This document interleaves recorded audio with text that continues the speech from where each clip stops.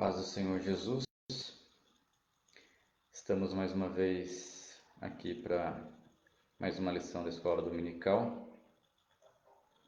Hoje nós estaremos estudando a lição de número 5, Libertos do pecado para uma nova vida em Cristo.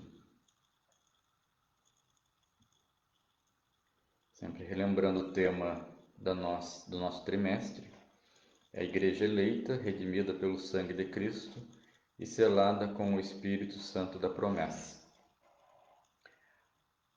Então nós chegamos na lição de número 5, nós vamos estudar sobre a graça de Cristo na libertação do pecador e na sua salvação.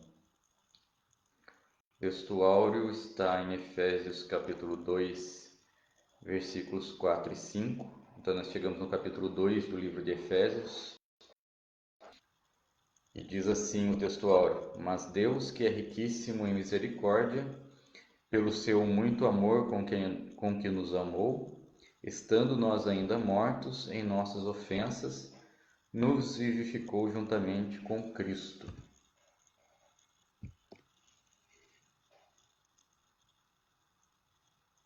Então Deus, pela sua rica misericórdia, nos amou, estando nós ainda mortos em nossas ofensas, e nos vivificou juntamente com Cristo.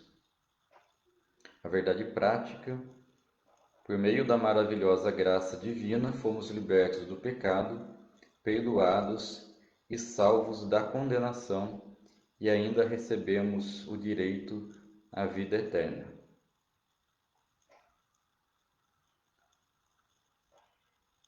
Leitura bíblica em classe está em Efésios, capítulo 2, a partir do versículo 1 até o versículo 10. Versículo 1. E vos vivificou, estando vós mortos em ofensas e pecados, em que noutro tempo andastes, segundo o curso deste mundo, segundo o príncipe das potestades do ar, do espírito que agora opera nos filhos da desobediência, entre os quais todos vós também antes andávamos nos desejos da nossa carne, fazendo a vontade da carne e dos pensamentos. E éramos por natureza filhos da ira, como os outros também. Mas Deus, que é riquíssimo em misericórdia, pelo seu muito amor com que nos amou, estando nós ainda mortos em nossas ofensas, nos vivificou juntamente com Cristo. Pela graça sois salvos. E nos ressuscitou juntamente com Ele, e nos fez assentar nos lugares celestiais em Cristo Jesus, para nos mostrar nos séculos vindouros as abundantes riquezas da sua graça, pela sua benignidade para conosco em Jesus Cristo. Porque pela graça sois salvos, por meio da fé. E isso não vem de vós, é dom de Deus. Não vem das obras, para que ninguém se glorie, porque somos feitura sua, criados em Cristo Jesus, para as boas obras, as quais Deus a preparou para que andássemos nela. Então essa é a leitura do capítulo 2 do livro de Efésios, da carta do apóstolo Paulo aos Efésios. A gente vai estar meditando nesses versículos e dando prosseguimento à aula. Nós estudamos o capítulo 1, no qual o apóstolo Paulo ele trata da eleição, da predestinação e das bênçãos espirituais que os eleitos recebem em Cristo. E aqui ele começa a explanar, no capítulo 2, onde tudo começa. Primeira coisa, que nós, antes de sermos salvos, nós estávamos mortos né? Versículo 1 vai dizer que nós estávamos mortos em ofensas e em pecados. Isso ele tem um significado muito claro e muito forte. A palavra mortos aqui, ela realmente traz uma conotação muito forte. Porque aquele que está no mundo, aquele que está em pecado, aquele que ainda não foi regenerado, aquele que ainda não foi salvo por Cristo, ele está morto. Ele está morto nos seus delitos, morto nos seus pecados, nas suas ofensas. Como eu já venho falado há muito tempo, desde que o homem caiu, desde que a humanidade caiu lá em Adão e foi então retirada do Éden, o homem está morto. Morto como? Deus disse para Adão que no dia que comesse do fruto, certamente ele morreria. Em outra parte vai dizer que o salário do pecado é a morte. Então todo pecado ele gera morte. E apesar de que fisicamente as pessoas estão vivas, fisicamente elas desfrutam de uma vida, né, aparentemente normal, né, comem, bebem, crescem, envelhecem, se casam, geram filhos e tudo mais. Diante de Deus elas estão mortas, como mortas. Isso porque espiritualmente o homem natural, o homem que vive basicamente pela carne, né, que ele é inclinado pelas coisas da carne, como diz lá em Romanos capítulo 8, essa pessoa ela está indiferente quanto a Deus. Ela está num ponto em que ela não se inclina para as coisas de Deus. E por quê? Primeiro porque o homem ele é escravo do pecado, ele está escravizado pelo pecado. E o que significa, né? Jesus Cristo fala que todo aquele que peca, ele é escravo do pecado. E o que significa ser escravo do pecado? Como eu já expliquei também, Martinho Lutero ele exemplifica bem. Não é que o homem ele não pode, ele não tem capacidade de buscar a Deus, mas é que o homem ele não quer buscar a Deus, então ele está escravo na sua própria vontade. A vontade do homem natural, do homem carnal, ela basicamente é satisfazer a vontade da sua carne. Então a vontade, a inclinação desse homem é a carne, a inclinação dele, eu falo homem, né? Falo no sentido da humanidade. A situação dessa pessoa, seja homem ou mulher, né? A inclinação da carne leva ela a querer, a desejar tudo aquilo que ofende a Deus, tudo aquilo que é pecado, tudo aquilo que supre os seus desejos carnais, e não aquilo que agrada a Deus. Porém, isso não significa que o homem, ou que o ser humano nessa fase, né, nesse estado de escravidão do pecado, não significa que ele não, que ele só pensa realmente em pecado, que não haja bondade nele, principalmente, né, que não haja algo que você possa dizer que ele é totalmente mau, que ele é totalmente depravado, né? E também não significa que dentro dele não exista religiosidade, que não existe uma busca por Deus ou por um Deus ou por uma divindade. A gente vê isso no mundo, né? A gente vê retratado no mundo caído, né? Que existem sim homens e mulheres que se afundaram no pecado, tá? Que estão realmente,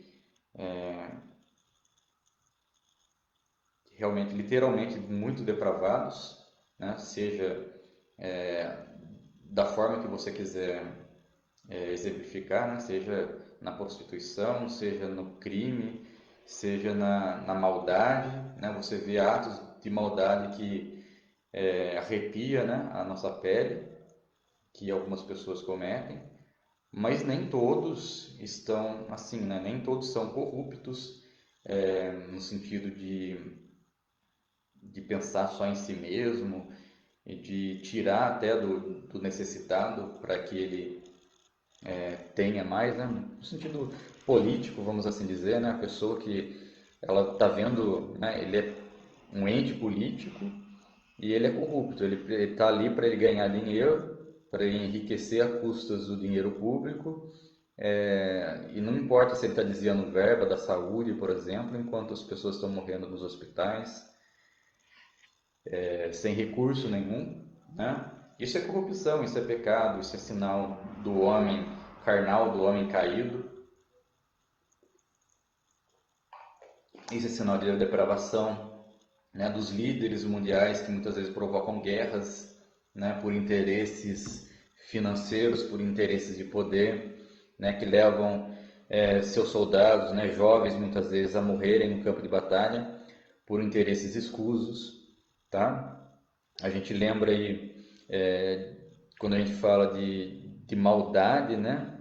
A gente lembra, principalmente na Segunda Guerra Mundial, dos campos de concentração, em que Hitler levava as pessoas lá para esses campos para morrerem, né? Elas eram sugadas ao seu limite físico e mental, né? Forçadas a trabalhar em trabalho pesado, muitas vezes no meio ou de um calor escaldante ou de um inverno muito rigoroso. Não dava para eles as roupas adequadas, então eles passavam realmente frio. Há relatos, né, de que os sapatos eles muitas vezes abriam, eles tinham que pregar, enfiar arame ali para poder segurar, porque senão a neve entrava e corroía os dedos dessas pessoas. Então houve muita maldade ali nesses campos de concentração. As pessoas, as crianças, por exemplo, elas eram convidadas a entrar num recinto, né, falando que ali elas iam tomar banho. Eles fechavam.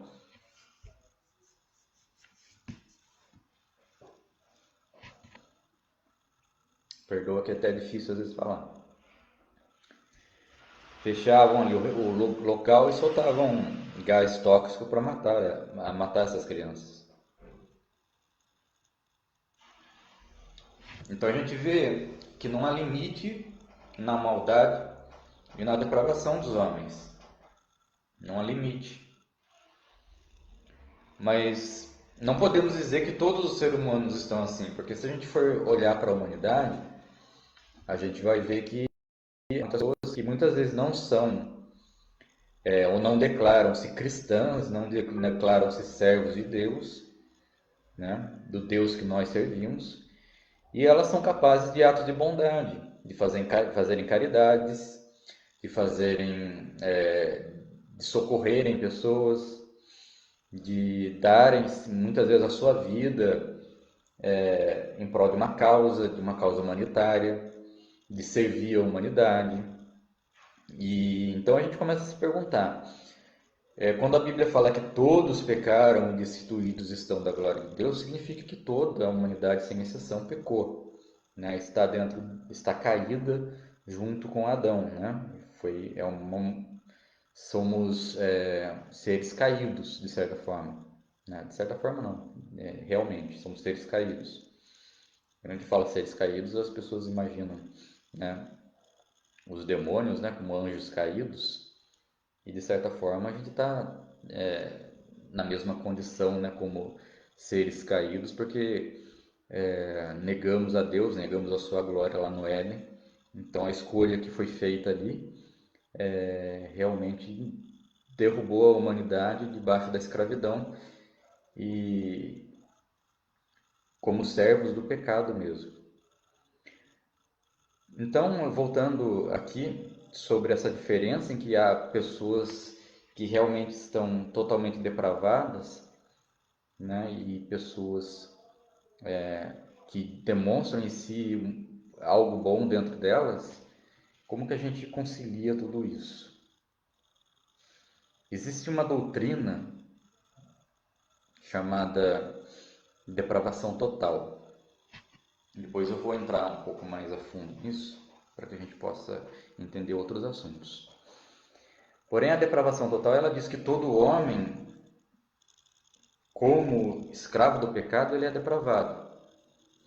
A depravação total não diz que todo homem é tão mau quanto ele poderia ser, mas que existe dentro dele um potencial dele ser dominado por esse mal. Então, o homem, o ser humano, ele tem dentro de si, eu, você, qualquer pessoa, eu digo eu, você assim, excluindo por enquanto que nós somos regenerados, tá? Então, quanto regenerados, não. Isso não, o que eu vou falar não cabe, tá? Para nós que fomos regenerados por Cristo. Porém, eu estou falando no sentido geral de humanidade, como se, deixando um pouquinho de lado agora, tá? O ato da regeneração, o ato da salvação, tá? Para que a gente possa entender isso daqui. Então, o ser humano como um todo, o ser humano no geral, então aí eu falo eu, você ou qualquer outra pessoa, no sentido de que nós somos humanos, temos dentro de nós a capacidade de cometer atos malignos, atos maldosos, que beira essa depravação total, né? Então nós temos a capacidade de sermos totalmente maus. Porém,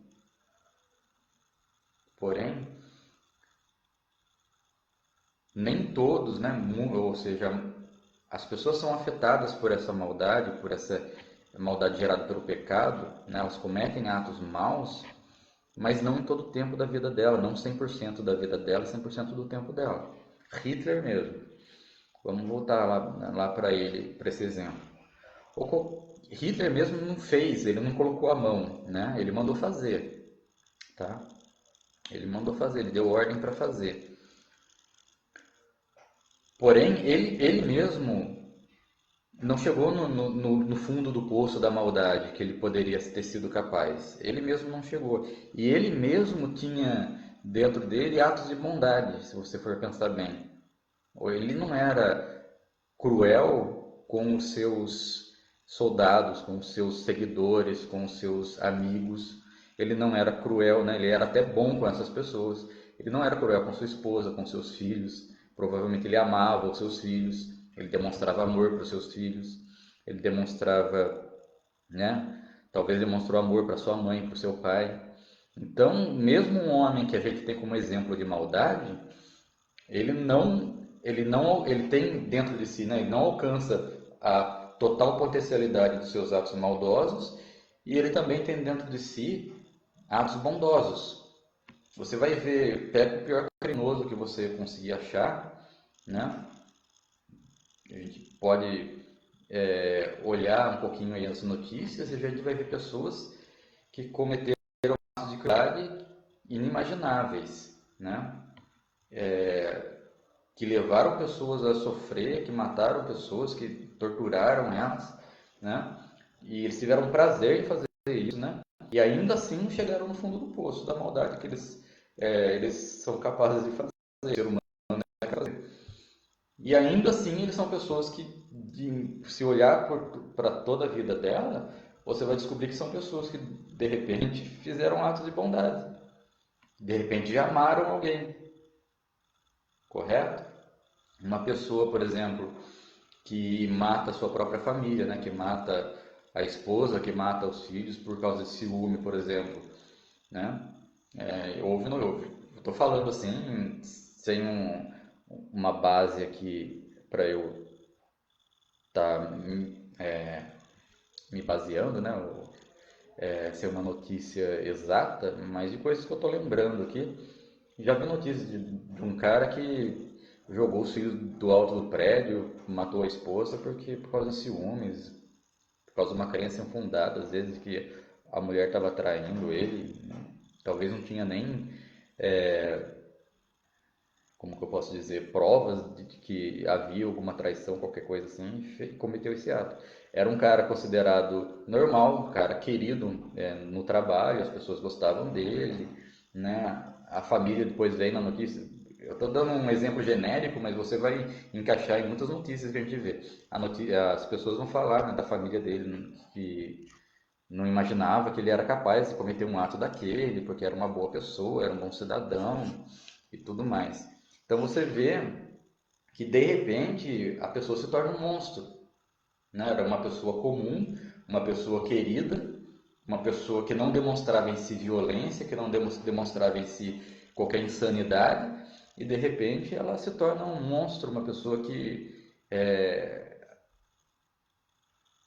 as pessoas não acreditam que ela seria capaz de cometer aquele ato que ela cometeu. Então, quando a gente fala de depravação total, é que existe dentro do ser humano essa potencialidade. De uma pessoa muitas vezes normal, que a gente conhece, que a gente gosta, que a gente fala, não, essa pessoa é uma boa pessoa, e de repente vem uma notícia e você fica de boca aberta, você não entende o que aconteceu e por que a pessoa foi capaz de cometer aquela atrocidade.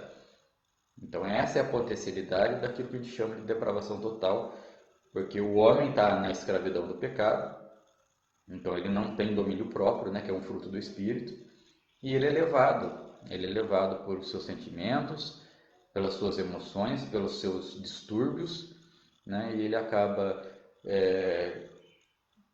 pela sua, né, corrupção, pela sua ambição, cometendo atos inimagináveis. Então, isso é depravação total. Não significa que o ser humano é tão depravado quanto ele poderia ser. Mas significa que ele tem dentro dele a potencialidade maligna de cometer esses atos. E aí você me pergunta, mas e as pessoas que cometem atos de bondade? Né? E as pessoas que são bondosas, que são caridosas, mas que não são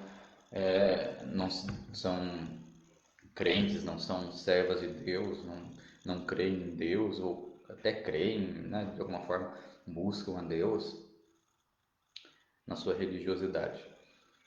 E aí, como que a gente explica isso? A gente explica isso num conceito bíblico chamado graça comum. O que é a graça comum? A graça comum é uma graça que Deus derrama sobre todos os seres humanos, sobre todos os seres vivos na Terra. Se a gente for pensar,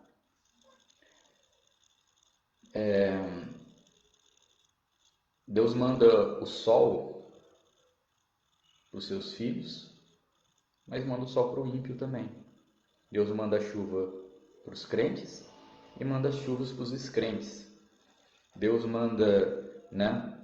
Deus dá o ar para a gente respirar, tanto para os seus filhos quanto para os filhos das trevas. Deus nos dá o alimento, Deus nos dá, né, as belezas desse mundo para a gente ver, para a gente desfrutar de uma praia, de uma montanha, né, de uma paisagem, tanto para os seus filhos quanto para os ímpios. Há momentos de alegria na nossa vida, né, o nascimento de um filho, um casamento, uma festa de aniversário, a alegria de um abraço, de um beijo, do amor dos familiares, tanto para os filhos de Deus quanto para os ímpios, para aqueles que negam a Deus. Então isso é graça comum, tá? Isso é graça comum, a capacidade de amar, né? De amar os nossos pais, de amar os nossos filhos, de amar um ao outro. Graça comum, o ímpio também tem. O ímpio também ama, né? Você vai na prisão, você entra numa prisão, vai ver os prisioneiros que estão lá. provavelmente eles devem amar alguém. Tem alguém que eles amam, alguém que eles se importam. Só se a pessoa tiver numa insanidade muito grande, tá? Mas de alguma forma ela ama alguém. Então, meu pai ele trabalhou durante muito tempo em presídio, né? Ele era agente penitenciário e ele conta, né, que dentro de uma organização criminosa, dentro dos presídios, seja dentro ou fora dos presídios, as organizações criminosas, eles têm um código de ética, às vezes mais firme do que os políticos têm. Eles têm um código de ética que eles seguem, eles têm um respeito que eles têm que ter um pelos outros, eles têm, eles fazem, né? Eles fazem, têm atitudes assim muitas vezes solidárias uns com os outros. Então você vê que isso, né? Como que pode, né? Uma pessoa que a gente considera amar ter essas atitudes? Porque existe uma graça comum, uma graça que Deus derrama sobre todo ser humano. E isso permite com que nós não venhamos a descer até o fundo do poço da nossa maldade. A humanidade ela só consegue resistir, ela só conseguiu existir e conseguiu progredir e chegar até onde nós estamos hoje por causa da graça comum de Deus, por causa dessa graça que Deus derrama sobre a humanidade, porque senão seria uma Sodoma e Gomorra, seria uma depravação inimaginável, né? Uma maldade inimaginável e a humanidade não conseguiria sobreviver, não conseguiria subsistir a isso, tá? Os homens mesmos não precisava nem Deus mandar fogo do céu, né, quando destruiu Sodoma e Gomorra. Os homens mesmos iam se autodestruir na sua ganância e na sua maldade.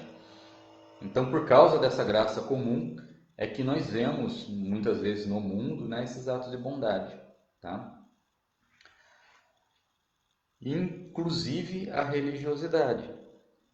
Então não significa que o homem não busque uma divindade, não busque uma religiosidade. A diferença aí também está o quê? Que o homem, estando debaixo da escravidão do pecado e tendo uma certa consciência de que ele precisa se purificar, ele precisa de uma expiação, né? Ele precisa de um perdão de Deus, seja o Deus cristão, seja de uma divindade. O que ele vai fazer? Ele vai buscar obras, né, dentro dele que possa agradar esse Deus.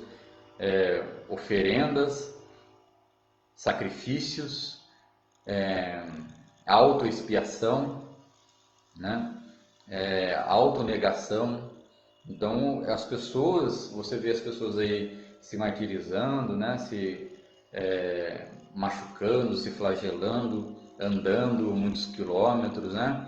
Em busca de um perdão, em busca de uma graça divina, né? Sacrificando-se a si mesmo, se impondo certas restrições alimentares, de jejum, de qualquer outro tipo de coisa.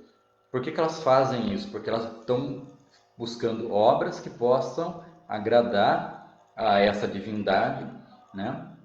Para que ela possa receber então um perdão, receber uma graça e estar, né, em paz com o seu Deus, com a sua divindade. Então, isso também é característico na humanidade, no homem caído, uma expressão de religiosidade. Porém, essa religiosidade não agrada também a Deus. As nossas obras, elas não são suficientes para nos livrar da escravidão e da condenação do pecado. Então, continuando aqui a leitura do texto, né, ele fala, e vos vivificou, ou seja, Deus nos deu vida, enquanto nós ainda estávamos mortos em nossas ofensas e pecados. Esse é o versículo 1. Em que, no outro tempo, andastes, ou seja, em outro tempo, ou seja, antes da nossa conversão, nós andávamos segundo o curso desse mundo, segundo o príncipe das potestades do ar. Quem que é o príncipe das potestades do ar? O diabo, né? Do espírito, né, que agora opera nos filhos da desobediência. Que espírito que opera nos filhos da desobediência, senão o espírito maligno? O espírito que cega, o espírito que endurece o coração do homem, né? Esse é o espírito maligno, o espírito das potestades do ar, entre os quais todos nós também antes andávamos nos desejos da nossa carne. Ó, isso é depravação total. Todos nós andávamos segundo o curso desse mundo, segundo os desejos da nossa carne, fazendo a vontade da carne e dos pensamentos, e éramos por natureza filhos da ira. Natureza, voltando a falar de natureza, a natureza do homem caído, a natureza carnal. Filhos da ira, estávamos debaixo da ira de Deus. Hoje em dia não se fala muito disso, mas existe uma ira de Deus. Deus está irado contra a humanidade. Deus está irado contra a impiedade e injustiça dos homens. E Deus vai derramar essa ira sobre toda a carne no final dos tempos.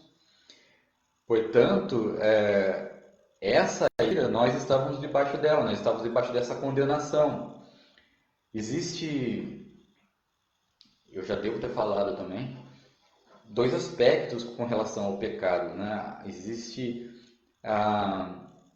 aquilo que a gente chama de a condenação do pecado e o poder do pecado. Então são duas coisas, condenação do pecado e o poder do pecado. A condenação do pecado,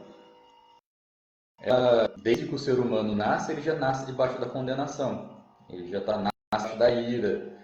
Então ele já está condenado. Ele já está debaixo dessa condenação, a não ser que ele receba Cristo como Salvador, ele vai morrer debaixo da condenação. Condenação do pecado. E o poder do pecado é o pecado atuando dentro da pessoa, levando ela a cometer atos pecaminosos. Estão me entendendo? Então, pecando, né, cometendo atos pecaminosos ou não, você já está debaixo da condenação do pecado. Mas o poder do pecado atuando dentro de você leva você a cometer os atos pecaminosos. Então, supondo que o poder do pecado não atuasse na vida do ser humano, não levando ele a cometer atos pecaminosos, por causa do pecado original, ele já estava debaixo da condenação. Ele não precisava cometer nenhum ato pecaminoso para ele estar debaixo da condenação do pecado. Porém, existe um poder do pecado atuando dentro do homem que leva ele a cometer os atos pecaminosos. Estão entendido? Quando Cristo vem, ele liberta o homem, ele liberta os seus filhos, ele liberta a sua igreja, né, as suas ovelhas, vamos assim dizer. Ele liberta eu e você que recebemos a Cristo como Salvador. Ele liberta a gente do quê? Primeiro, ele liberta a gente da condenação do pecado. Então, portanto, não há mais condenação para aqueles que estão em Cristo Jesus. Acabou a condenação. Condenação do pecado já não existe mais para nós, não estamos mais debaixo da ira, mas estamos debaixo da graça de Deus. Então, a ira que era destinada a nós, né, foi derramada sobre o Filho de Deus, foi derramada sobre Cristo na cruz do Calvário. Daí porque a seriedade de você não negar o sangue de Cristo derramado por nós, tá? Como diz lá em Hebreus. Então, a graça foi derramada sobre nós, enquanto a ira foi derramada sobre Cristo, que tomou o nosso lugar na cruz do Calvário. Portanto, sobre nós não há mais a condenação do pecado. E aí você me pergunta, e o poder do pecado? O poder do pecado também foi cravado lá na cruz do Calvário. O pecado já não tem mais poder sobre nós. Por isso nós não vivemos mais, né, como diz aqui no versículo 3, nos desejos da nossa carne, satisfazendo a vontade da nossa carne. Nós vivemos agora segundo o Espírito. Vamos lá para Romanos capítulo 8, né? Agora somos inclinados, né? Aquele que nasce do Espírito, ele é inclinado para as coisas do Espírito. Então, a sua natureza agora é uma nova natureza. Estão entendendo que eu estou pegando no ponto da natureza aqui? Agora a nossa natureza não é mais a natureza carnal, é a natureza espiritual. Então nós somos inclinados para as coisas do espírito e os nossos pensamentos também são inclinados para as coisas espirituais. Nós vivemos agora não para satisfazer nossos desejos, mas para satisfazer a vontade de Deus na nossa vida. Mas nós pecamos, e alguém pode dizer, mas nós pecamos, e nós pecamos, porque nós habitamos ainda um corpo corruptível, um corpo que é carnal. Então nós somos seres espirituais, habitando, né, de natureza espiritual, habitando um corpo carnal, um corpo sujeito às tentações, sujeito ao pecado, tá? Então a natureza, ela quer dizer isso, que agora nós somos nova criatura. Nova criatura significa que nós temos nova natureza. Como eu falei da outra vez, né, exemplificando dois animais. Qual a natureza do porco? O porquinho, ele busca a sujeira, ele busca a lavagem, né? Ele come lavagem, ele se suja na lama, né? Assim é a natureza do pecador, a natureza carnal. Busca o quê? Se alimentar, né? Eu estou falando de se alimentar, assim, alimentar a mente, alimentar o espírito com coisas que não prestam, né? Como se fosse a lavagem, né? Como o pecado, como se fosse a lavagem do porquinho, né? Ele se alimenta a sua carne com coisas de podridão, né? A podridão do pecado. E ele se suja, ele se vai no lamaçal do pecado, se suja ali. Você pode trazer ele, limpar o porquinho, né? Dar um banhinho nele, deixar bonitinho, botar lacinho. E o que vai acontecer? Você solta ele, ele volta para onde? Volta para o chiqueiro, né? Volta para o pecado. O homem pecador, ele pode botar o terninho, botar a gravata, a Bíblia debaixo do braço, ir para a igreja, né? Ter aparência de servo de Deus, mas na primeira oportunidade, na primeira tentação, ele volta para o lamaçal do pecado. Né? Quantas pessoas a gente viu, muitas vezes pregando, cantando lindamente dentro das nossas igrejas, e um dia você passa e vê essa pessoa no bar, caindo de bêbado, no adultério, na fornicação, qualquer tipo de pecado. Por quê? É o porquinho que toma banho e voltou para o lamaçal. Tá? Não houve uma mudança de natureza, a natureza permaneceu ali, quis, né, buscar uma religiosidade, né, aquela religiosidade que eu falei lá que o ímpio tem, né, é essa. A pessoa vai buscar na igreja, né, porque ela está pregando, porque ela está tocando, porque ela está cantando, que ela acha que aquilo que ela está fazendo vai justificar, vai servir para justificar diante de Deus a sua vida pecaminosa. E não vai, porque as nossas obras não são suficientes. É preciso haver a regeneração. E se não houve a regeneração, cedo ou tarde essa pessoa vai voltar para o mundão de onde ela veio. E a pessoa que é convertida, ela sofre um processo realmente de regeneração. É um nascer de novo. Né? Jesus fala, é necessário vos nascer de novo. E esse nascer de novo não vem de nós, vem de Deus. Nós não conseguimos nascer de novo se a gente quiser, né? Como Nicodemos disse para Jesus, como que eu vou voltar para o ventre da minha mãe? Não tem como eu nascer de novo. Não volto, não nasço de novo. A não ser que Deus opere em mim um milagre da regeneração, né? Que a gente já leu aqui, né? Ele nos lavar com água limpa, né? Com água pura, tirar o coração de pedra, colocar um coração de carne, escrever a sua lei dentro desse coração de carne, né? Para que a gente ande segundo os seus caminhos e nunca se desvie dele. É isso que diz o profeta, né? É isso que é a nova aliança. É o homem, né? Tendo seu coração cauterizado, coração de pedra lá, escravo do pecado, cego pelo pecado, né? Não consegue entender as coisas espirituais, não consegue ver as coisas espirituais, ele é regenerado, ele é transformado. Deus transforma a natureza dele, né? E transforma numa nova natureza. É o porquinho que virou ovelha, não é mais porco, agora é ovelhinha. E a ovelhinha não vai voltar para o chiqueiro de jeito nenhum. O que ela vai fazer? Ela vai seguir a voz do seu pastor. Estão me entendendo? Essa é a mudança de natureza. Se o porquinho virou ovelha, a ovelhinha agora não é mais porco, então ela não vai voltar para o chiqueiro nunca mais. Ela não quer. Se põe lavagem para a ovelhinha vai sentir enjoo de ver aquilo. Ela não come lavagem, ela come o pasto verdejante. né, que o seu pastor dá para ela. Ela se alimenta de coisas novas. A alma do convertido, ela não se alimenta mais com a sujeira do pecado. Ela se alimenta aqui com a palavra de Deus. Ela se alimenta com os louvores. Ela se alimenta em fazer a vontade de Deus. Essa é a diferença.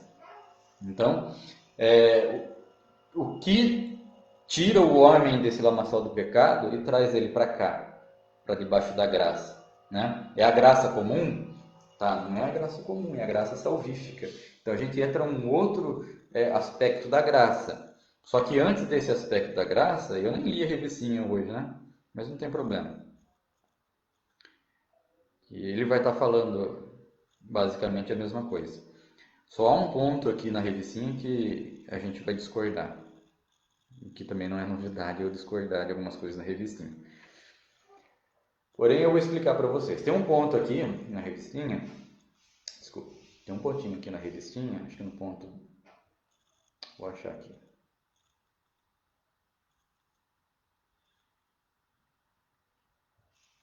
Vou achar porque...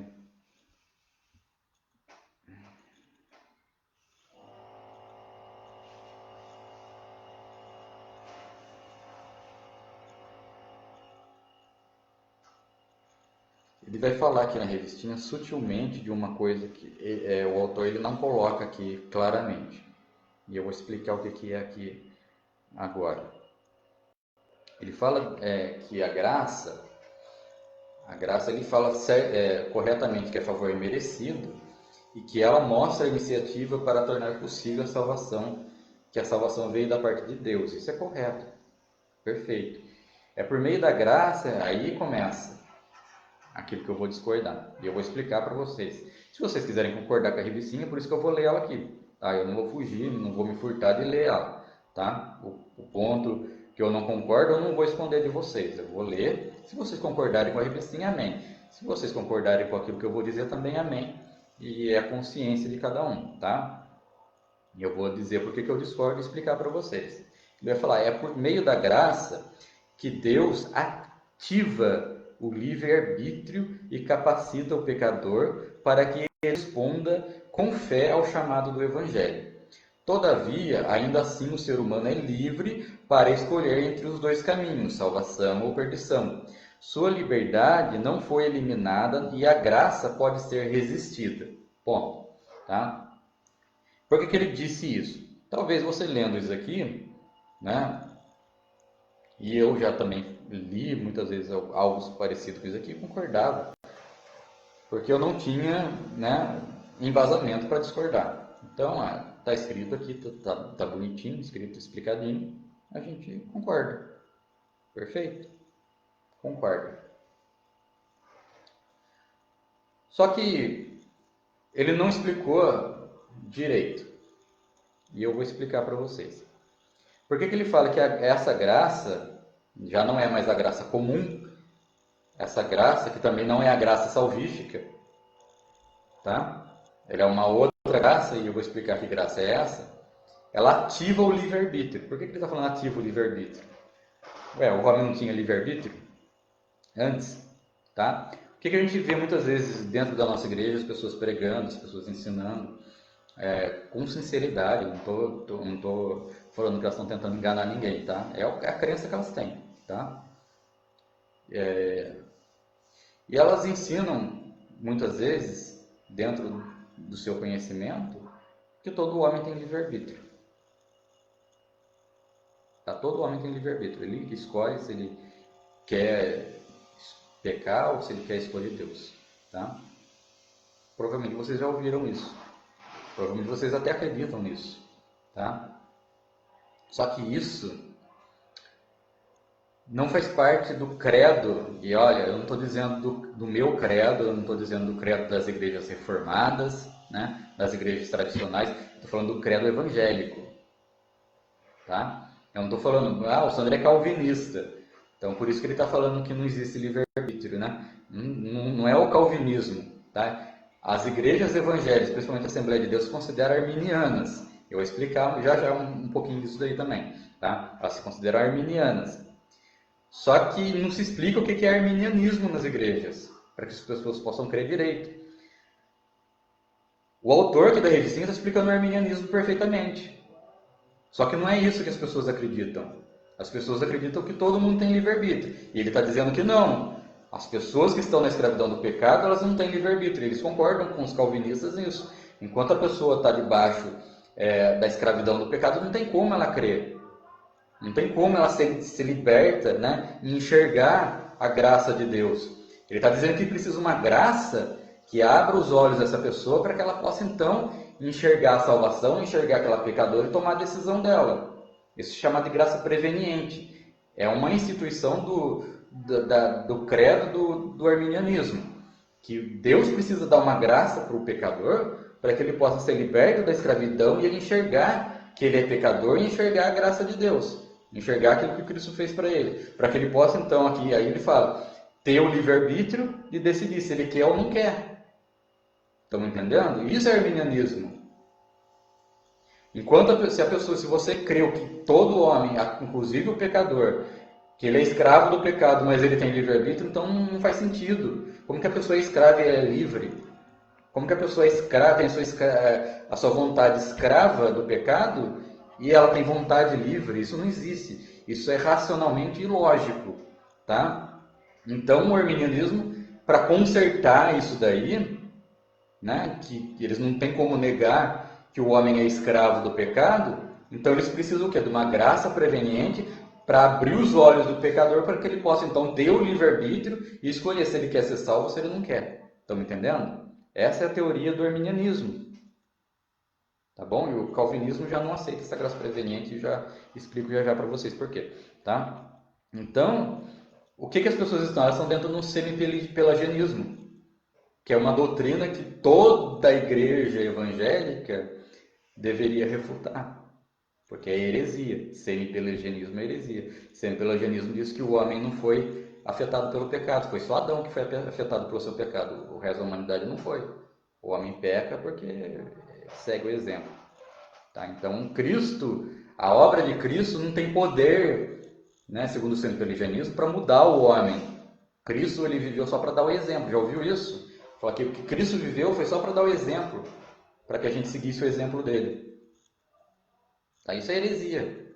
Não é isso que a Bíblia diz. Tá? Então isso é sempre pelagianismo, acreditar que todo homem nasce com livre-arbítrio. Tá? Então, até o arminianismo foi, né, olhou e falou, não, a gente não pode dizer isso, porque a Bíblia não diz isso.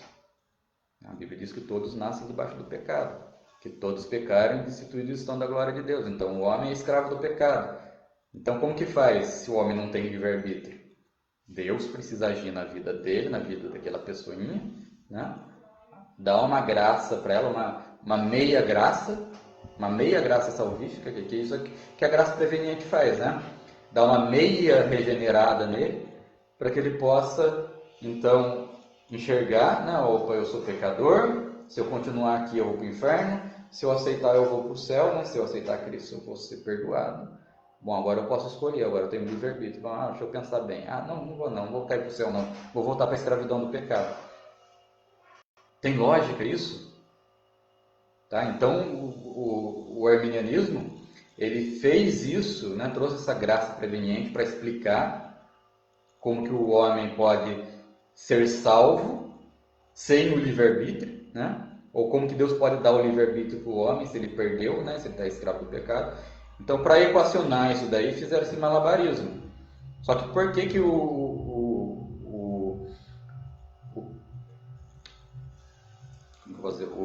cristão tradicional, o evangélico tradicional, né? Eu não gosto muito de usar o termo calvinista, não porque eu não tenho nada contra João Calvino, muito pelo contrário, eu creio que foi um homem muito usado por Deus, né? Mas eu vou explicar um pouquinho para vocês. Porém, eu não gosto muito de usar o termo calvinista porque a maioria das pessoas que se dizem calvinista nunca leu as Institutas de João Calvino para saber se ela é calvinista mesmo ou não é. Tá? Então você precisa ler, são quatro volumes grandes, né? Que trata de toda aquilo que João Calvino escreveu. Tá? Então, se você não lê os 4 volumes das Institutas, não tem como você dizer que você é calvinista. Tá? Eu mesmo não me considero calvinista, porque eu também não terminei de ler. Então, como que eu posso dizer que eu sou calvinista? Né? Muito pelo contrário, nem me importa em ser calvinista, eu me importo em estar dentro da palavra de Deus. Tá? Não estou dizendo que Calvino não estava, ou que estava totalmente, não sei. Vamos, um dia eu terminar de ler, a gente conversa sobre isso. Porém, Calvino foi um homem muito usado por Deus, um homem estudioso, um homem que foi a fundo no estudo e na sistematização de uma teologia. Né? Na época não tinha isso. Então, Calvino, preocupado, né, com a igreja precisava de uma regra de fé ali, de um parâmetro, né? Por quê? Porque os católicos diziam uma coisa, os reformados diziam outra, né? E no meio dos reformados, os católicos estavam mais ali dentro do semi-pelagianismo, como eu já falei, né? Sobre o semi-pelagianismo. A Igreja Católica foi influenciada pelo semi-pelagianismo. Então, esse negócio de livre-arbítrio vem do catolicismo, tá? A Igreja Reformada não rompeu com isso. Então, os reformados eles precisavam ter ali um parâmetro. Porque que acontece? Saímos da Igreja Católica, né? Agora, o que a gente vai crer, né? Aí abre-se um precedente, como é hoje, para que se invente vários tipos de corrente filosófica, teológica, de pensamento, e cada um pensa uma coisa, cada um acredita numa coisa. Não tinha um centro ali, né? Mas tinha a Bíblia, lógico, obviamente tem a Bíblia. Só que, como eu disse, não está sistematizada. O que é sistematizado? Não está por assunto, né? O que a Bíblia fala sobre salvação? Exemplo, só um exemplo, tá? Numa obra sistematizada, o que vai ter? Vai ter todas as referências bíblicas sobre salvação num só lugar, num só capítulo, por exemplo, ou em vários capítulos em sequência. Né? Isso é sistematizado. Na Bíblia não está. Você vai ter que olhar a Bíblia de Gênesis e Apocalipse e procurar tudo aquilo que se referencia à salvação nela para você poder tirar e construir um ensino sobre salvação. Estão me entendendo? Então o que Calvino fez? Foi isso, essa sistematização. Por quê? Ele escreve as institutas direcionadas ao rei da França, explicando, né? Ele começa lá, rei da França, né? Dá um nome lá, deixa eu colocar ela aberta aqui, peraí. No computador, às vezes ele fica um pouquinho lento. Ele fala: o muito poderoso e ilustre monarca Francisco, cristianíssimo rei dos franceses, né? Aí ele se apresenta e ele fala, começa o primeiro ponto falando as circunstâncias em que a obra foi inicialmente escrita. Então ele redige essa obra para que eles possam explicar para o rei, para quem se interessar, o que criam os crentes reformados, no que eles criam. Por isso foi escrito as institutas, ou seja, era um instituto da fé cristã. Aí o que acontece? Passa-se anos, né? Calvino morre, surge um homem chamado Jacó Armínio, e ele era um professor de teologia na escola de Genebra, e esse professor, não há nas obras dele nenhuma conotação, nenhuma negação dele quanto àquilo que João Calvino ensinou, tá? Porém, alguns alunos dele, depois que Jacó Armínio morre, alguns alunos dele, eles dizem que durante as aulas de Armínio, eles entenderam que havia 5 pontos dentro do calvinismo que eles não consideravam corretos e que eles queriam levar para análise, né? Que eles queriam que fosse repensado aqueles 5 pontos, tá? Esses alunos foram chamados de remonstrantes, porque eles queriam demonstrar algo diferente daquilo que já estava sendo pregado dentro das igrejas reformadas, tá? Dentro das igrejas do primeiro século depois da Reforma, primeiro, segundo século. Então esses alunos eles vêm com essas demandas, 5 pontos, tá? Lembra que a Instituta são 4 volumes com 4 livros. Desses 4 livros existem 5 pontinhos, 5 assuntinhos lá que eles não concordavam. Só que esses 5 assuntinhos são 5 assuntos primordiais, tá? Então o que eles negavam? O que eles negavam? Primeiro eles negavam a depravação total. Estava voltando lá para o que ensinava o Pelágio, né? Voltava a negar a depravação total, ou seja, todo homem não era depravado. O pecado não tinha afetado o livre-arbítrio do homem. Eles negavam a eleição incondicional, ou seja, eles negavam que Deus escolhia, né, a eleição divina, né, como a gente estudou no primeiro capítulo de Efésios, ela não era uma eleição incondicional, ou seja, Deus olhava então para alguma coisa dentro do homem para Deus escolher, ou seja, Deus estava fazendo uma acepção de pessoas. Então era isso, eles negavam que Deus escolhia incondicionalmente, independentemente do homem. Deus escolhia de acordo com a sua própria vontade. Então eles negavam isso. Eles negavam a ver, e esse é o ponto mais polêmico do calvinismo, né? Negavam a ver a expiação limitada. Eles falavam que Cristo tinha morrido por todos os seres humanos, enquanto dentro dos ensinamentos de João Calvino, né, Cristo havia morrido apenas pelos eleitos. Ou seja, o sangue de Cristo ele era eficiente para salvar toda a humanidade, só que ela era eficaz apenas, o sangue de Cristo é eficaz apenas na vida dos eleitos. Isso é correto. Porque se o sangue de Cristo fosse eficaz na vida do ímpio, todo mundo seria salvo. Tá? Eu fui salvo, você foi salvo, porque o sangue de Cristo surtiu efeito na nossa vida, porque nós fomos eleitos antes da fundação do mundo. Porém, se uma pessoa que morre no pecado, ela só morre no pecado porque aquele sangue da cruz não teve efeito na vida dela, não foi eficaz. Poderia ter sido, mas não foi porque ela não foi eleita. Tá? Então esse é o ponto mais polêmico. Eu nem quero me perder muito nesse ponto. Talvez outro dia a gente, porque eu sei que vai gerar dúvida, talvez outra hora a gente comente sobre ele. Eles negavam que a graça era irresistível, ou seja, a graça ela podia ser resistida, a graça salvífica, né? E a perseverança dos santos, ou seja, o crente podia perder a salvação. Tá? São 5 pontos, eu não vou conseguir discutir os 5 pontos aqui com vocês. Tá? Eu acho que a depravação total é bem clara, ela é o ponto mais claro aqui dos 5 pontos.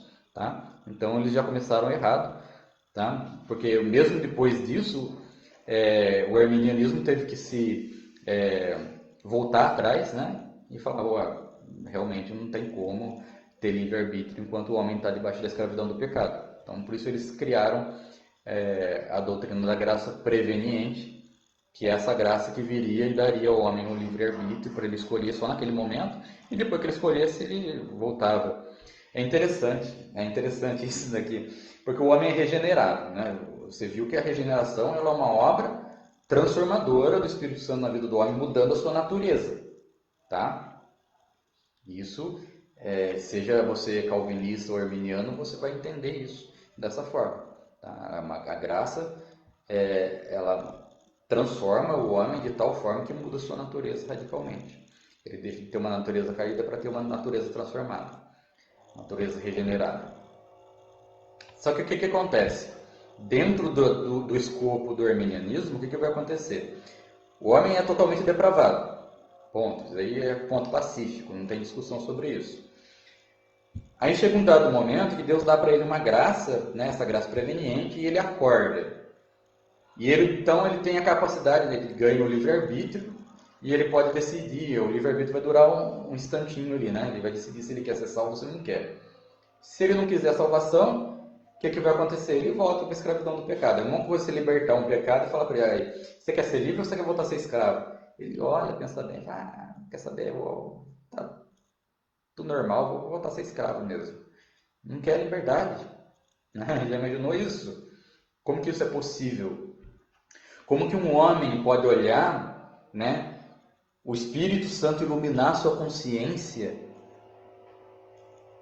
o Espírito Santo iluminar a consciência dessa pessoa, ela perceber que existe uma condenação, uma ira de Deus, e ela fala, não, vou continuar debaixo da ira. Faz sentido? Para mim não faz, tá? Se faz para você, amém. Mas para mim não faz, tá? Aí o que acontece?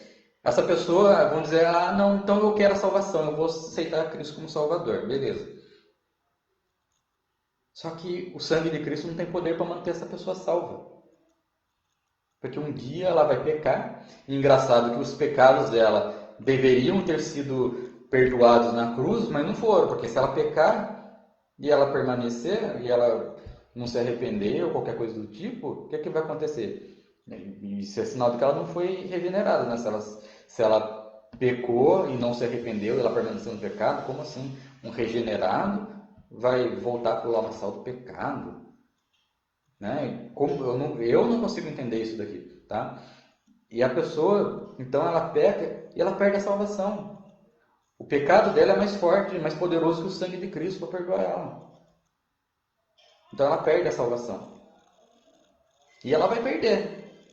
Me desculpa, sinto muito. Se você crê nisso, você vai perder a salvação. Se você crê que você pode perder a salvação, você vai perder. Por quê? Porque a gente vai pecar. A gente vai cair, a gente vai falhar. O que vai segurar a gente se não for o sangue de Cristo? Então você perde a salvação. Tá? Então a pessoa ela chega no ponto e ela volta para o lamaçal do pecado. Imagina só. Eu estou dando o exemplo do porquinho da ovelhinha para vocês entenderem que é uma mudança de natureza no dia da conversão, no momento da conversão. Então Deus vem e faz um milagre. Pum! Transforma o porquinho vira ovelha. Nasce pelinho de ovelha, né? Lã, né? Vira ovelha. Maravilha. Aí essa ovelha, o que ela faz? Um dia ela fala, não, quero voltar para lá, quero voltar para a lavagem. Né? E a ovelha opera o mesmo milagre, com o mesmo poder que Deus tinha, a ovelha opera e volta a ser porquinho? Ou é Deus que vai lá e fala, não quero mais essa ovelhinha, não. Pum, vira porquinho de novo, volta para a lamaçal do pecado. Eu não entendo isso. Realmente eu não consigo entender. Tá? Como que uma pessoa que foi regenerada, que Deus tirou o coração de pedra e colocou um coração de carne no lugar, que Deus colocou a sua lei dentro do coração dessa pessoa, como que essa pessoa vai voltar? Que jeito que essa pessoa vai voltar se a natureza dela foi transformada? Como que essa natureza vai desejar novamente aquilo? Tá? Para mim não entra na minha cabeça, para você, o que eu estou dizendo. Tá? Então eu não concordo com esse ponto da revicinha por causa disso. Eu não acredito nesse negócio de graça preveniente, porque primeiro não tem embasamento bíblico. A Bíblia não fala de graça preveniente, a Bíblia fala de graça comum. A Bíblia fala de graça salvífica, mas não fala disso, tá? Vamos voltar lá para Efésios. O que está dizendo aqui no livro de Efésios? Vou ler aqui na minha Bíblia.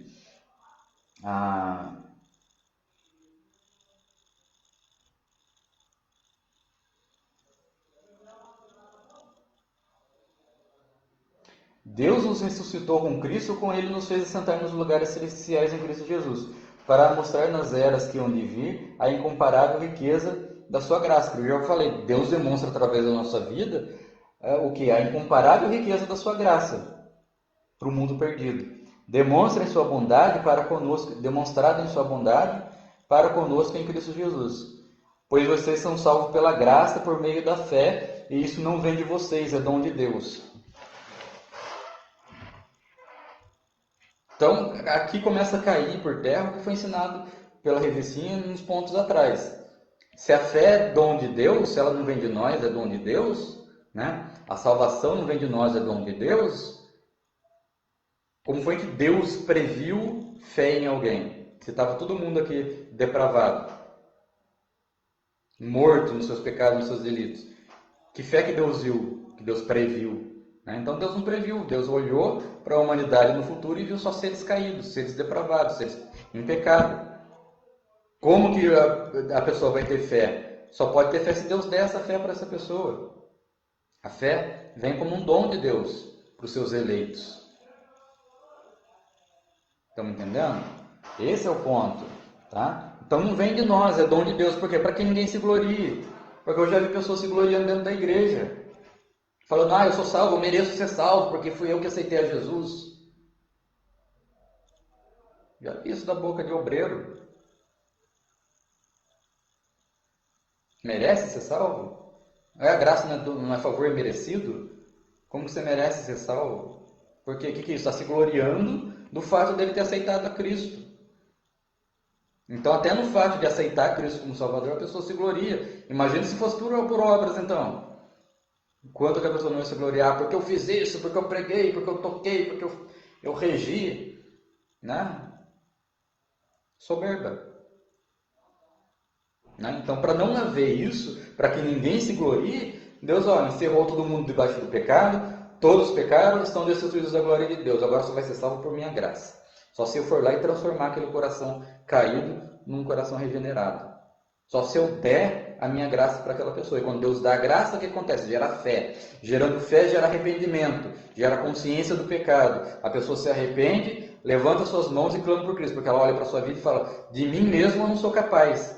Não tem como eu ser salvo. Eu preciso de alguma coisa. Eu preciso de Cristo. Só Cristo pode me salvar. Então ela levanta as mãos e aceita Cristo como Salvador. Deus perdoa aquela vida, perdoa aquela pessoa. Os pecados dela foram cravados na cruz do Calvário. Ela está salva. Ela vive uma nova vida em Cristo. Ela é transformada, ela é regenerada e ela vai viver agora não segundo mais a carne, mas segundo o Espírito. É isso que o apóstolo Paulo fala. Está claro na Bíblia. Eu não sei por que a gente ainda entra em discussão sobre isso. Tá? Então o que aconteceu lá? Vamos voltar um pouquinho lá. O que aconteceu lá na remonstrância? Né? Então que as pessoas levaram esses 5 pontos, ela não concorda com esses 5 pontos do calvinismo. O que aconteceu? O pastor da igreja olhou e falou: não, vocês estão errados, vai embora daqui, vocês são hereges. Foi isso que aconteceu? Não foi isso que aconteceu. O que aconteceu? A igreja se reuniu, chamou os crentes, não só da Suíça, né, que era o centro da reforma, era a Suíça, Genebra na Suíça. O que chamaram? Chama os crentes lá da Inglaterra, chama os crentes da França, chama os crentes da Espanha, chama todo mundo, manda vir para cá, vamos fazer uma reunião, vamos debater esses 5 pontos que eles estão tentando remonstrar aqui então, e a gente vai ver, de acordo com a Bíblia, se está certo ou se está errado. É o que muita gente propõe fazer hoje. Vamos ver se vamos chegar num acordo do calvinismo e arminianismo, vamos fazer uma reunião, reunir todos os líderes da igreja e debater a Bíblia por um tempo para a gente ver quem está certo. Já foi feito isso. Já foi feito isso há 500 anos atrás. Só que as pessoas não aceitam o resultado que houve. É isso que acontece. Então fizeram a reunião, levaram quase um ano discutindo. 6 meses, 7, 8 meses, sei lá, não sei ao certo. Mas ficaram meses discutindo os assuntos, os 5 pontos. Né? Daí surgiu os 5 pontos do calvinismo. Não é que o calvinismo tem 5 pontos, ele tem 4 livros lá, pelo menos, que João Calvino escreveu. Mas são 5 pontos que eles tentavam negar, né? Foi conhecido como tulip, né? Tulipa, né? Virou símbolo da reforma. Por quê? Porque vem do inglês, né? Total depravity, né? Que é depravação total, e assim vai, não ficar entrando nesses pormenores. Então foi discutido, os líderes, né? Os teólogos, os pastores, debruçaram diante da Bíblia, né? Procuraram, vamos ver, realmente a depravação é total, realmente a graça é irresistível, né? Realmente a eleição é incondicional, né? O que a Bíblia diz?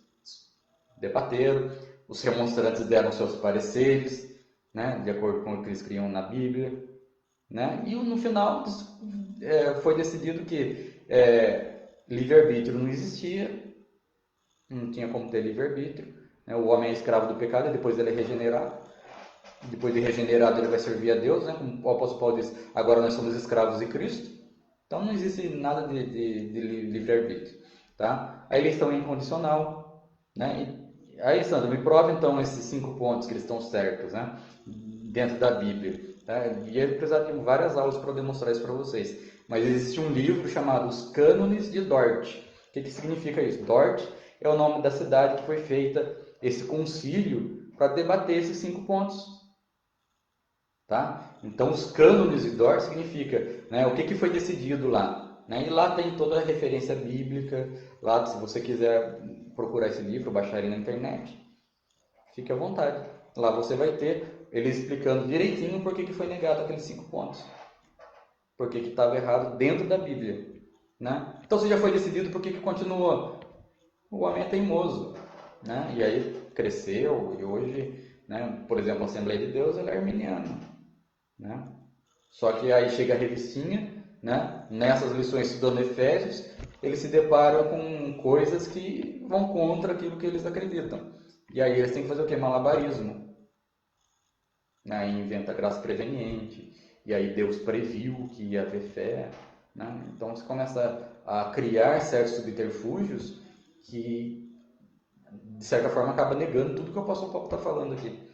O apóstolo Paulo estava falando sobre a eleição, né, que nós somos predestinados às boas obras, né, que Deus nos elegeu em Cristo antes da fundação do mundo. Por quê? Para quando ele chega no capítulo 2, ele pudesse falar da fé salvífica, né, que olha, nós estávamos, né, no curso do mundo, né, vivendo debaixo do pecado, escravos do pecado, né, antes, né, nós vivíamos, né, como os filhos da perdição vivem hoje, mas porque nós somos eleitos lá antes da fundação do mundo em Cristo, agora aquilo que Cristo fez na cruz está operando em nossa vida, porque nós somos regenerados, e essa fé que nós recebemos não vem de nós, para que ninguém se glorie, ela vem de Deus, é dom de Deus, para que nós, após sermos regenerados, nós produzimos boas obras, que também não vêm de nós, são boas obras que Deus nos preparou para que nós vivemos nela antes da fundação do mundo.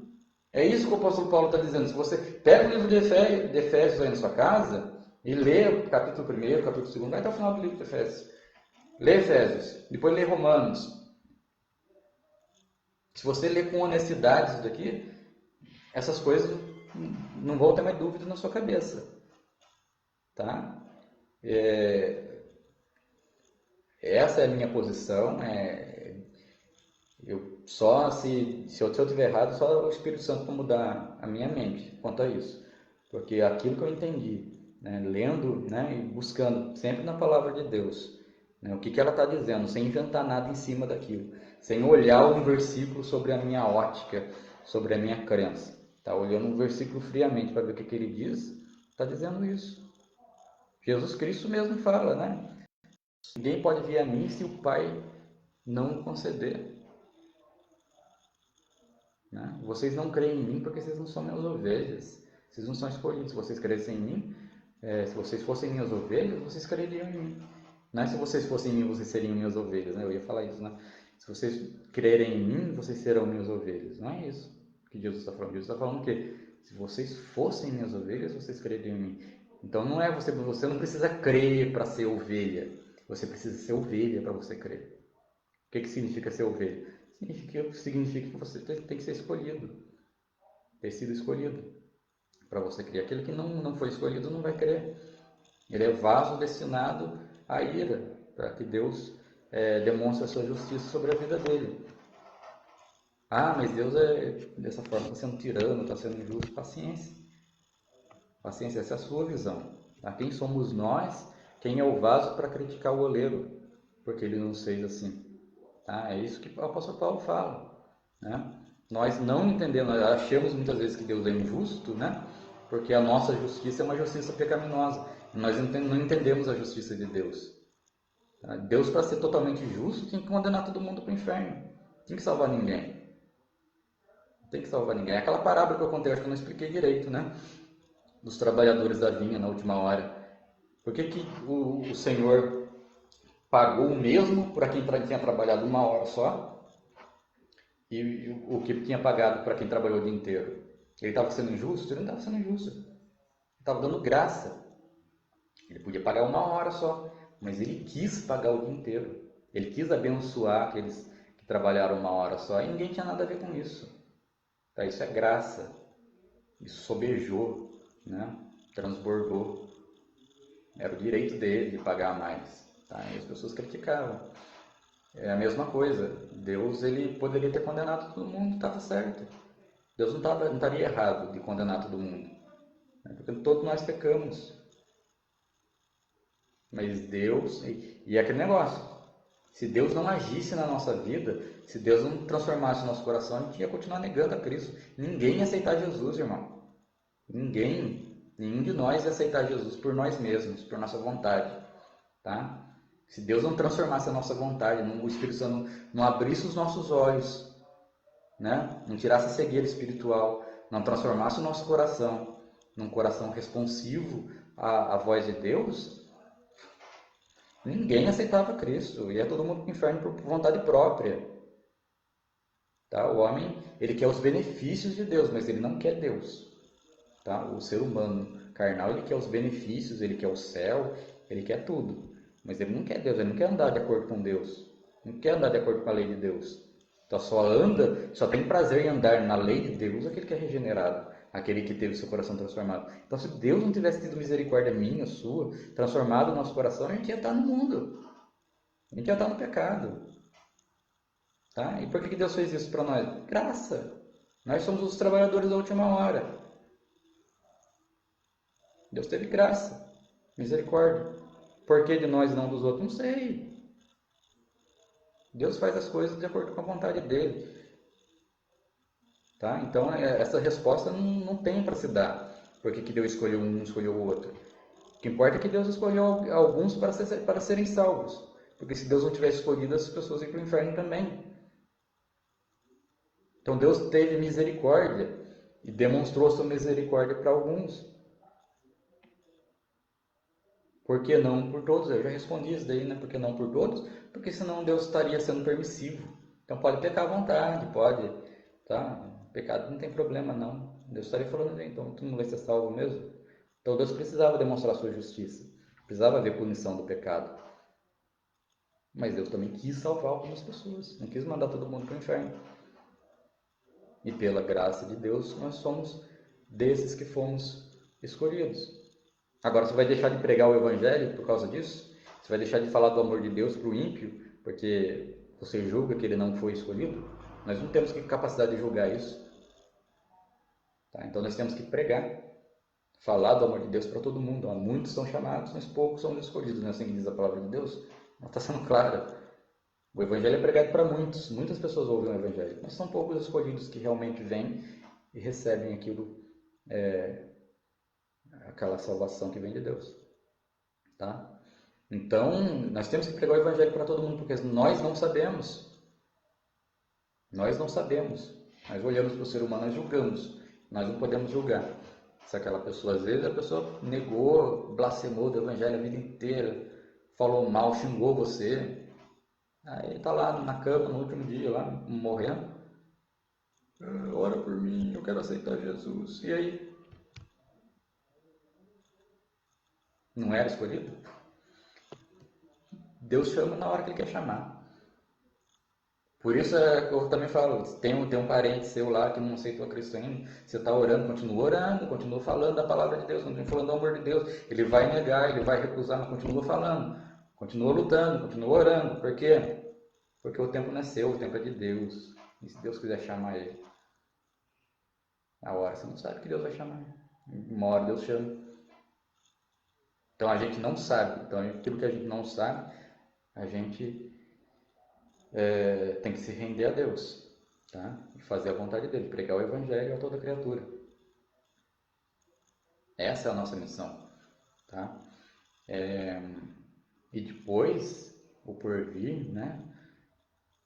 Essas questões menores, né? Que menores eu digo porque gera mais discussão e não leva a lugar nenhum.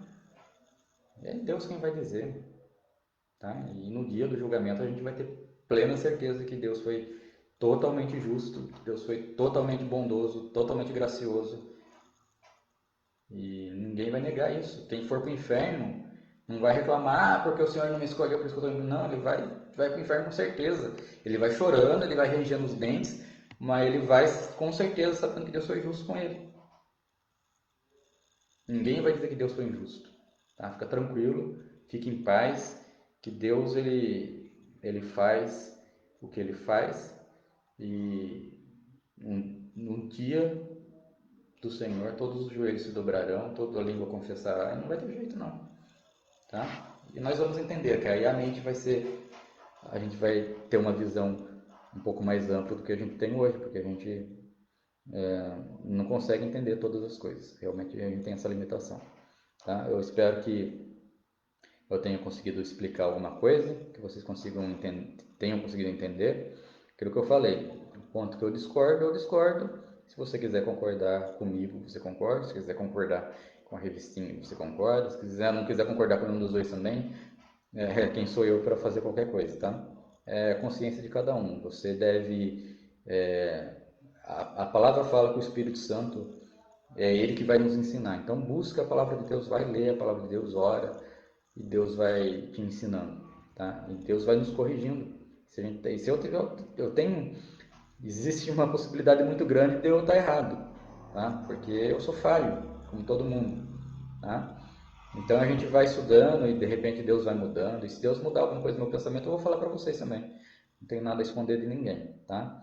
Deus vai nos ensinando, o Espírito Santo vai nos ensinando e a gente vai aprendendo ao longo da nossa vida. Muitas coisas que eu já cria e hoje eu já nem perco mais meu tempo, porque eu sei que era só coisa que não levava a nada. Então, mesmo esses pormenores de discussão de arminianismo e calvinismo já não é uma coisa que fala no meu coração, é uma coisa que importa é você crer no Senhor Jesus, se você crê em livre-arbítrio, não crê, não importa, crê em Jesus, faz a vontade dele, é simples, tá? Ora, busca Deus, viva uma vida santa diante de Deus, pronto, acabou. Se você crê que você, que você pode perder a salvação, faz de tudo para você não perder. Tá? E eu como não creio que eu posso perder a salvação, eu vou fazer de tudo também para eu permanecer, para eu honrar isso, né? Para honrar aquilo que Deus fez na minha vida. Então vamos seguindo, vamos servindo a Deus, vamos orando, buscando, falando do amor de Deus e essas coisas a gente só no momento que a gente tem que falar mesmo, né? Porque a revistinha pede, porque é a lição e eu não tinha como fugir disso, tá? Mas que Deus possa abençoar a vida de vocês, que Deus possa continuar iluminando suas consciências, servindo a Deus, buscando a Deus dentro daquilo que vocês entendem, daquilo que Deus colocou no coração de vocês. Que vocês possam ter um domingo abençoado, junto com a família de vocês. E é isso, que haja graça, que haja amor, que Deus possa continuar nos conduzindo de acordo com a sua vontade. Que Deus possa abençoar a vida de cada um. Eu encerro aqui a minha fala, encerro aqui essa aula.